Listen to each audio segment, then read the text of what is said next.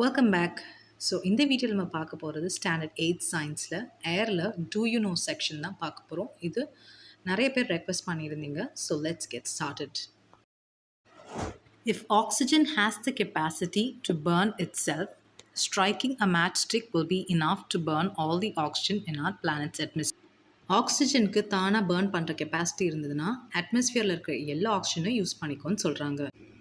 So எப்படி ஒரு match ஸ்டிக்கில் burn ஆகுது, இதுக்கு என்ன ப்ராசஸ் இதுன்றது டீட்டெயிலாக நம்ம இப்போ பார்க்கலாம். இதில் என்ன நடக்குதுன்னு பார்த்தீங்கன்னா, ஒரு மேட்ச் ஸ்டிக் மேட்ச் பாக்ஸை ஸ்ட்ரைக் ஆனனையும் பேர்ன் ஆகிறதுக்கு 3 இம்பார்ட்டன்ட் திங்ஸ் தேவைப்படுது. ஒரு ஃபியூவல், ஒரு ஹீட், ஒரு ஆக்சிடைசர். ஃபியூவல்ன்ற போது இங்கே பார்த்தீங்கன்னா மேட்ச் ஸ்டிக் எடுத்துக்கிட்டிங்கன்னா அதோட டிப்பு, அதில் ஹெட்டில் பார்த்தீங்கன்னா சில கெமிக்கல்ஸ் இருக்குது, அதுதான் ஃபியூவல். ஹீட் அப்படின்னா எனர்ஜி அப்படின்னா அந்த மேட்ச் ஸ்டிக் எடுத்து மேட்ச் பாக்ஸில் யூ ஆர் ஸ்ட்ரைக்கிங் இட், அப்போ அங்கே ஒரு எனர்ஜி ப்ரொடியூஸ் ஆகுது. ஆக்சிடைசர் அப்படின்னா நம்ம ஆக்சிஜன், அதாவது அட்மாஸ்ஃபியரில் இருக்கிற ஆக்சிஜனை கொஞ்சம் அதை எடுத்துக்கிட்டு அதை யூஸ் பண்ணி அதை பேர்ன் பண்ணுது. So fuel, heat and oxidiser is very important for burning. So அதனால தான் இவங்க சொல்கிறாங்க அப்படின்னா oxygen acts as only a oxidiser, அது ஃபியூவல் கிடையாது, it just acts as the oxidiser. அதனால தான் ஒரு மேட்ச் ஸ்டிக்கை ஒரு மேட்ச் பாக்ஸை ஸ்ட்ரைக் பண்ணும்போது அட்மாஸ்ஃபியரில் இருக்கிற கொஞ்சம் அமௌண்ட் ஆஃப் ஆக்சிஜனை மட்டும் எடுத்துக்கிட்டு it starts burning. Okay, so அப்படின்னும் போது it will not take the entire amount of oxygen the atmosphere எல்லாத்தையும் எடுத்து அது பேர்ன் ஆகுது. ஏன்னா ஆக்சிஜன் இங்கே ஃபியூவலாக ஆக்ட் ஆகலை, instead it acts as the oxidiser. அதனால தான் இதில் ஆக்சிஜனை ஆக்சிடைசர்னு சொல்கிறோம், இட்ஸ் நாட் அ ஃபியூவல். அடுத்தது என்னென்னா, oxygen it is 2 times more soluble in water than nitrogen. அதோட சாலிபிலிட்டி கம்மியாக இருந்ததுன்னா நைட்ரஜன் மாதிரி என்ன நடக்கும்? ஸோ முக்கியமாக தண்ணியில் இருக்கிற ஆக்வட்டிக் அனிமல்ஸ் தான் பாதிக்கப்படும் because of the solubility difference. So அதோட டீட்டெயில்டு ஆன்சர் நம்ம இப்போ பார்க்கலாம். ஒரு வாட்டர் பாடி எடுத்துக்கிட்டிங்கன்னா அதில் ஆக்வட்டிக் அனிமல்ஸ் இருக்கும், கரெக்டாக? ஸோ அந்த ஆக்வட்டிக் அனிமல்ஸ்க்கு ஆக்சிஜன் தேவை. அந்த ஆக்சிஜன் எங்கேருந்து எடுக்குது அப்படின்னா அந்த வாட்டரில் டிசால்வ் ஆகிருக்க ஆக்சிஜனை தான் எடுத்துக்கும். இப்போ வாட்டர்னு எடுத்துக்கிட்டிங்கன்னா அதோட ஃபார்முலாவே H2O, அதுலேயே ஓன்னு ஒன்று இருக்குது. அந்த ஓ எடுத்துக்காது. But rather it will take O2, oxygen that is dissolve in water. So அந்த ஆக்சிஜனோட சாலிபிலிட்டி டிட்டர்மைன் பண்ணுது how good it is soluble in water. நைட்ரஜனை விட பார்த்திங்கன்னா ஆக்சிஜன் 2 மடங்கு அதிகமாக soluble in water. So obviously aquatic animals அந்த ஆக்சிஜனை எடுத்து யூஸ் பண்ணிக்குது ஃபார் தெம் டு ப்ரீத். இன்னொரு சினாரியோ எடுத்துக்கலாம், ஓகேயா? அதாவது ஆக்சிஜனோட சாலிபிலிட்டி நைட்ரஜன் மாதிரி ரொம்ப கம்மியாக இருக்குது அப்படின்னா என்ன ஆகும் அப்படின்னா வாட்டரில் ஆக்சிஜன் லெஸ் அவைலபிளாக இருக்கும், ஏன்னா அது சாலிபிள் இன் வாட்டர் கிடையாது. So animal starts to very difficult to breathe. So அதோட கில்ஸ் பார்த்தீங்கன்னா கில்ஸ்னால் அதோட ரெஸ்பிரேட்டரி சிஸ்டம் எப்படி ஆக்சிஜன் சக் பண்ணுறதுக்கு நமக்கு யூஸ் ஆகுதோ அந்த மாதிரி அனிமல்ஸ்க்கு யூஸ் ஆகும். பட் இஃப் இன் கேஸ் அதோட சாலிபிலிட்டி ரொம்ப கம்மியாக இருந்ததுன்னா it has to pump in more water through the gills to get the same amount of oxygen. So அதனால் அதோட எனர்ஜி ரொம்ப அதிகமாக யூஸ் ஆகும், நிறைய அனிமல்ஸ் இறந்து போயிடும். So it's a suffocating environment for many animals. அதுதான் இங்கே சொல்லியிருக்காங்க. அதுக்கு இன்னொரு எக்ஸாம்பிள் கொடுத்துருக்காங்க, hypoxia. So when water temperature rises, the solubility of the oxygen decreases. This leads to a condition called hypoxia or low oxygen levels in water bodies. ஜென்ரலாக compressed ஏர் தான் use பண்ணுவாங்க டயர்ஸ்க்கு, but instead இப்போ எல்லாமே நைட்ரஜனை தான் use பண்ணுறாங்க. What is the reason? Why is nitrogen better than the compressed air that was used previously? People ஏன் nitrogen prefer பண்ணுறாங்க rather then compressed air for filling the tyres அப்படின்னு பார்த்தீங்கன்னா, compressed ஏரில் 78%, almost 78%, 3/4 nitrogen இருக்குது. இதை தாண்டி oxygen இருக்குது, water vapour இருக்குது, மற்ற கேஸஸுமே இருக்குது. So why is nitrogen better அப்படின்னு பார்த்தீங்கன்னா அதுக்கு நிறைய ஃபேக்டர்ஸ் இருக்குது. ஒன்று இட் மெயின்டைன்ஸ் த டயரோட ப்ரெஷர் பெட்டர். ஏன் அப்படின்னா நைட்ரஜனோட molecules are larger and they are more stable than oxygen molecules. So லார்ஜராக இருக்கிறதுனால இப்போ நம்ம ஒரு டயருக்குள்ளே, அதாவது உள்ளே இருக்கிற டியூப்குள்ளே தானே, ரப்பர் டியூப்குள்ளே அந்த ஏர் ஃபில் ஆகுது. ஸோ அந்த ஏர் டியூப்லேருந்து வெளியில் அவ்வளோ சீக்கிரமாக அது லீக் ஆகாது because the nitrogen molecules are more stable and larger. So இந்த மாதிரி அது லீக் ஆகாததுனால என்ன ஆகும்?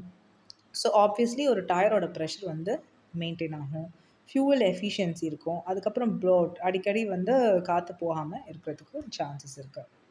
அடுத்தது tyre and rim damage. Compressed ஏரில் வந்து நான் என்ன ஏற்கனவே சொன்ன மாதிரி தான் வாட்டர் வேப்பர்ஸ் இருக்குது, ஆக்சிஜன் இருக்குது. ஸோ இது எல்லாமே இந்த ஆக்சிஜன் என்ன பண்ணணும், ஆக்சிடைசேஷன்ற ப்ராசஸ். ஆக்சிடைசேஷன்னா அடிஷன் ஆஃப் ஆக்சிஜன். அதுதான் ஆக்சிடேஷன் அப்படின்னா லாஸ் ஆஃப் எலக்ட்ரான்ஸ் அப்படின்னு சொல்லுவோம்.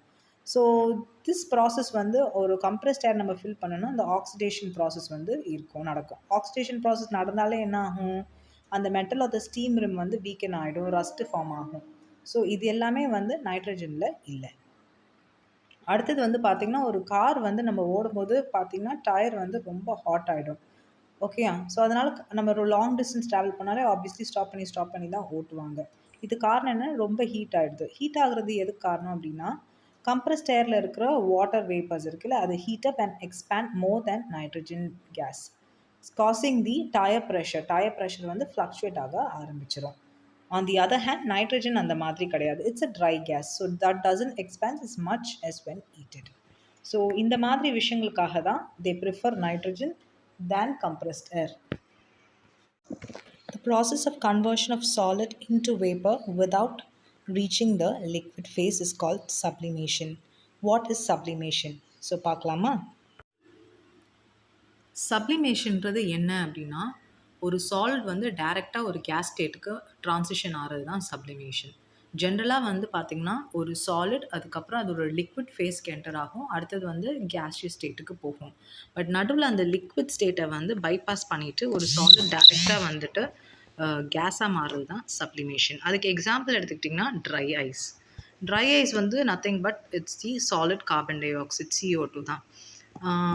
ஜென்ரலாக இது எங்கே யூஸ் பண்ணுவாங்க அப்படின்னா, இப்போ நீங்கள் ஒரு ஐஸ்கிரீம் வாங்கிட்டு வரீங்க, அந்த ஐஸ்கிரீம் வந்து மெல்ட் ஆகாமல் வீட்டுக்கு போய் நான் சாப்பிடணும் அப்படின்னா ஒரு சின்ன ஒரு பீஸ் ஆஃப் ட்ரை ஐஸ் போட்டு கொடுப்பாங்க. இப்போல்லாம் அது போட்டு தரது கிடையாது. Because when I was a kid அது மாதிரி போட்டு தருவாங்க. அதை நான் வந்து வீட்டுக்கு வரும்போது பார்த்தீங்கன்னா, அந்த ஐஸ் வந்து மெல்ட் ஆகாமல் அப்படியே இருக்கும். அந்த ட்ரை ஐஸை எடுத்துகிட்டு போய்ட்டு நான் வெளியில் வச்சேன்னா ஆட்டோமேட்டிக்காக அது சாலிடாக இருக்கும். ஆனால் கையில் பிடிக்க முடியாது. அது வந்து என்ன ஆகும்னா வந்து ஒரு போக ஒரு ஸ்மோக் எஃபெக்ட் வந்து வரும். ஸோ சினிமாவில் நீங்கள் பார்த்துருப்பீங்கள்ல, ஒரு இடத்துல வந்து நிற்கிறாங்க, பின்னாடி ஸ்மோக் எஃபெக்ட் வருதுன்னா அது எல்லாமே இந்த ட்ரை ஐஸ் தான். அடுத்தது மாத் பால்ஸ் அப்படின்னா நாப்தலீன் பால்ஸ். ஜென்ரலாக வந்து ஒரு பூச்சி வராமல் இருக்கிறதுக்காக நம்ம போடுவோம். திடீர்னு பார்த்தீங்கன்னா அதோட சைஸ் வந்து ரொம்ப குட்டியாகிடும். அதோட சாலிட்லேருந்து டேரெக்டாக கேஷியஸ் ஸ்டேட்டு மாறுது. சேம் as that தான் ice and snow. Why is Venus considered as the hottest planet? So வீனஸில் இருக்க கார்பன் டை ஆக்சைடு தான் அதோட ஹீட்டுக்கு வந்து காரணம். So how does this happen? What is a greenhouse effect பார்க்கலாமா? வீனஸ் வந்து நம்மளோட பிளானட்லேயே இருக்கிறது ஹாட்டஸ்ட் பிளானட் அப்படின்னு சொல்லுவோம். மர்க்யூரி தான் வந்து சன்னுக்கு க்ளோஸாக இருக்குது. But we don't say it is the hottest planet. இதுக்கு காரணம் என்ன அப்படின்னு பார்த்தீங்கன்னா, இங்கே இருக்கிற எக்ஸ்ட்ரீம் க்ரீன் ஹவுஸ் எஃபெக்ட்.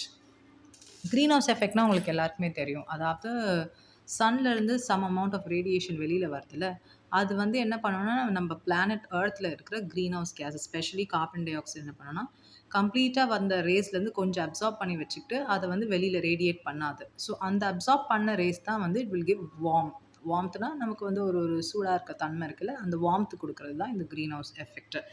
ஆனால் அங்கே நமக்கு எர்த்தில் இருக்கிற CO2 விட வீனஸில் வந்து பார்த்திங்கன்னா கிட்டத்தட்ட 97% அதிகமாக இருக்குது. அந்த 97% அதிகமாக இருக்கிறதுனால அதோட க்ரீன் ஹவுஸ் எஃபெக்ட் வந்து ரொம்ப அதிகமாக இருக்குது. ஸோ சன்லைட் அதில் பாஸ் ஆனோடனே அதாவது வீனஸ் மேலே ஸ்ட்ரைக் ஆனோடனே it doesn't allows to radiate back. So எல்லாமே வந்து அது பிடிச்சி ட்ராப் பண்ணி வச்சுக்கும். So that is the reason why Venus is more hottest. Incoming sunlight passes through Venus thick cloudy atmosphere and hits first வந்து it passes through the thick atmosphere and hits the planet surface. The surface of the Venus வந்து heats up and radiates this energy. ஆனால் வந்து இங்கே carbon di oxide அதிகமாக இருக்கிறதுனால ஒரு blanket மாதிரி act பண்ணிவிட்டு அந்த ஹீட்டை வந்து ரிஃப்ளெக்ட், அதாவது வெளியில் போகாமல் அது வந்து ட்ராப் பண்ணிக்கும். பிகாஸ் ஆஃப் விச் இங்கே வந்து அதோட ஹீட் வந்து பார்த்திங்கன்னா அரௌண்ட் 462 degree Celsius இருக்குது. Even though Mercury is closest to the sun, Venus is hotter. Aerated water வந்து என்னன்னா, it is nothing but carbon dioxide dissolved in water under pressure. So நம்மளோட soft drinks எல்லாத்துலேயுமே வந்து பார்த்திங்கன்னா இந்த CO2 இருக்குது. So how does this happen பார்க்கலாமா? இப்போ நம்ம வந்து ஒரு கூல்ட்ரிங்க்ஸ் வாங்குகிறோம். அதாவது ஸ்பெசிஃபிக்காக வந்து பார்த்திங்கன்னா இப்போ கொக்கோ கோலாவாக இருக்கட்டும், இல்லை 7up இருக்கட்டும், இந்த மாதிரி ஒரு ஏரேட்டட் ப்ராடக்ட்ஸாக இருந்ததுன்னா என்னென்னா அதில் வந்து CO2 கேஸ் வந்து ஹை ப்ரெஷரில் கம்ப்ரெஸ் பண்ணி உள்ளே வந்து போட்டிருப்பாங்க. அதுதான் வந்து இந்த கோக்கு, இந்த 7up மற்ற எல்லா சில் ட்ரிங்க்ஸு. இது எப்படி பண்ணுறாங்க அப்படின்னு பார்த்தீங்கன்னா, இனிஷியலா வந்து வாட்டர் வந்து சில் பண்ணிருவாங்க. ஏன்னா வந்து கேஸஸ் வந்து சில் வாட்டர்ல வந்து ஈஸியா டிசால்வ் ஆகும். அடுத்தது வந்து pure carbon dioxide CO2 கேஸ வந்து அந்த வாட்டருக்குள்ள பம்ப் பண்ணிடுறாங்க. And this mixture is kept under high pressure. So high பிரஷர்னால this forces the carbon dioxide molecule. வாட்டர்ல இருக்கிற carbon dioxide molecule will get dissolve creating a carbonic acid solution. Carbonic ஆசிட்னா வந்து H2CO3.